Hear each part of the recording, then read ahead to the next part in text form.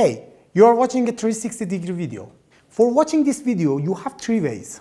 Number one, using VR glasses. Number two, if you don't have any gadget and you're watching this video with your cell phone, just touch the screen with your finger and change your viewing angle. Try it now. And number three, if you're watching this video with your PC, just drag and drop the screen to change your viewing angle.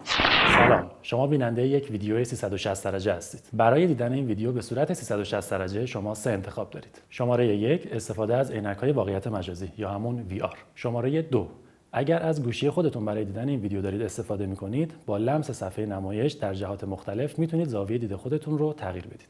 و شماره 3 اگر با کامپیوتر شخصی خودتون دارید این ویدیو رو مشاهده می‌کنید، کافیه که با استفاده از موس صفحه نمایش خودتون رو در هر جهتی که می‌خواید جابجا بکنید تا بتونید زاویه دید خودتون رو تغییر بدید.